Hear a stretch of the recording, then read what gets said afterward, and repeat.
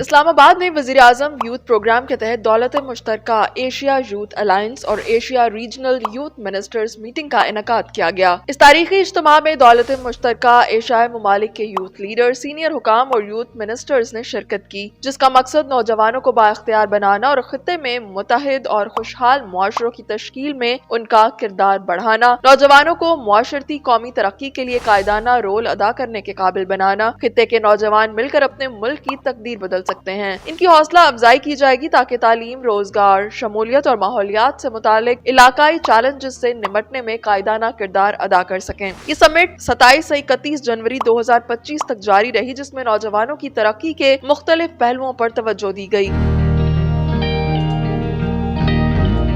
اہم موضوعات میں ماحولیاتی پائیداری، ڈیجیٹل ترقی اور سماجی اور اقتصادی شمولیت شامل تھے۔ اس دوران نوجوان رہنماؤں اور پالیسی سازوں نے ایک ساتھ مل کر جدید حل تلاش کیے اور علاقائی ترقی کے لیے سفارشات پیش کی۔ اس 4 روزہ تقریب میں کئی اہم سرگرمیاں شامل رہیں، جن میں نیشنل یوتھ کونسل کے 113 نئے اراکین کی حلف برداری، جو وزیر اعظم پاکستان کے مشاورتی ادارے کے طور پر خدمات سر انجام دیں گے۔ اسٹریٹجک پلان کا آغاز کیا گیا، جو 2025 سے 2030 تک نوجوانوں کی ترقی کے لیے عملی اقدامات پر مشتمل ہوگا۔ نوجوان رہنماؤں کی خدمات کے اعتراف میں انہیں British council youth leadership awards دیے گئے۔ وزرائے نوجوان کی اہم میٹنگ میں نوجوانوں کی پالیسی سازی اور حکومتی عمل میں ان کی شمولیت پر گفتگو ہوئی۔ ثقافتی اور نیٹ ورکنگ ایونٹس میں مختلف ممالک کے نوجوانوں کو ایک دوسرے سے سیکھنے اور تعلقات مضبوط بنانے کا موقع فراہم کرنے کے لیے منعقد کیے گئے۔ یہ اجلاس وزیر اعظم پاکستان میاں محمد شہباز شریف کی سرپرستی میں منعقد ہوا، جو نیشنل یوتھ کونسل کے سرپرست اعلیٰ بھی ہیں۔ اس کے علاوہ وزیر اعظم یوتھ پروگرام کے چیئرمین رانا مشہود احمد خان نے بھی تقریب میں کلیدی کردار ادا کیا۔ یہ سمٹ نہ صرف نوجوانوں کے لیے ایک پلیٹ فارم فراہم کرنے میں کامیاب رہا، بلکہ اس نے مستقبل کی پالیسیوں کی راہ متعین کرنے میں بھی اہم کردار ادا کیا۔